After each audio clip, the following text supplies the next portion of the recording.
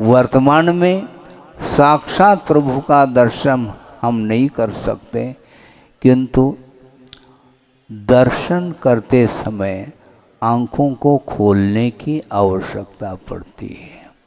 और यहाँ पर बैठे बैठे आँख खोलने से प्रभु का दर्शन नहीं कर पाएंगे, किंतु कुछ ही समय के लिए आँख बंद करके यदि प्रभु का स्मरण करते हैं तो हमें साक्षात प्रभु देखने में आ सकते हैं।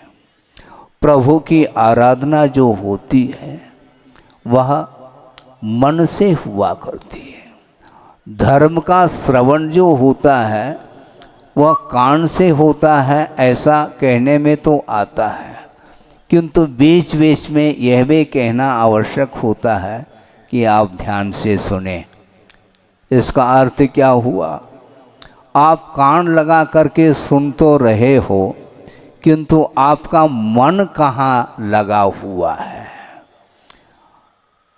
आपका मुख मेरी ओर है और मेरा मुख आपकी ओर है।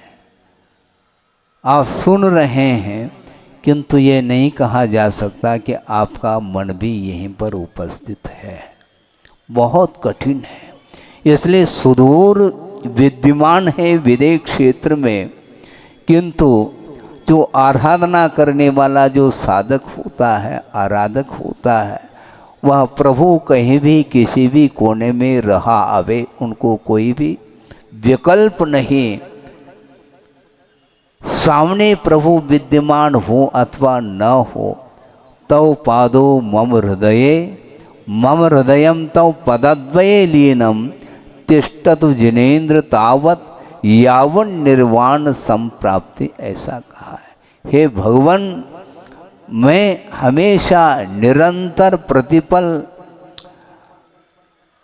अपने हृदय को आपके चरणों में उपस्थित करता हूँ और आपके चरण युगल अपने हृदय में विराजमान करता हूँ। कल भी हमने बात कही थी, पुनः दोहरा रहा हूँ।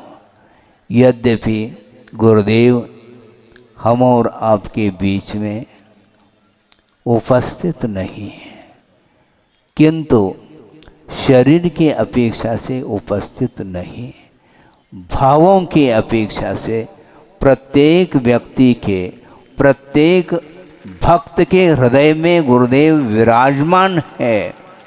तो ऐसे स्थिति में वह आनंद क्यों नहीं आएगा?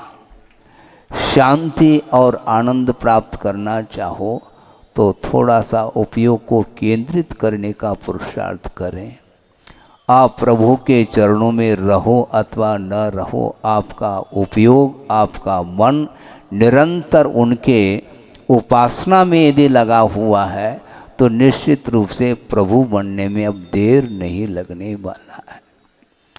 क्योंकि प्रत्येक व्यक्ति के भीतर वह प्रभुत्व शक्ति विद्यमान है जो भव्य आत्मा हुआ करती है, और पुरुषार्थ के माध्यम से वह आत्म तत्व वह सिद्ध के रूप में परिवर्तित हो जाता है। शुद्धत्व की उपलब्धि जो होती है वह कैसे होती है, किस पोजीशन में है?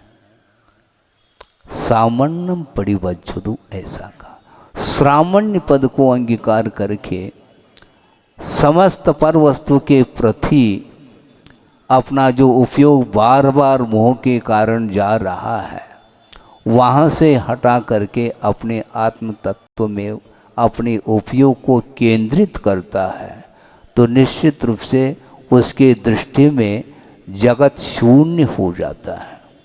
जगत को शून्य किया जा सकता है। आँख को बंद कर दें तो सभा गायब हो जाएगी। सभा में कितने लोग हैं, हमें कोई आवश्यकता नहीं, 4 व्यक्ति भी सभा में उपस्थित हो, चाहे 4000 की जनता हो, इससे कोई प्रयोजन नहीं है। जगत को शून्य करना है तो उपयोग को अपने आत्मा में लाना पड़ेगा।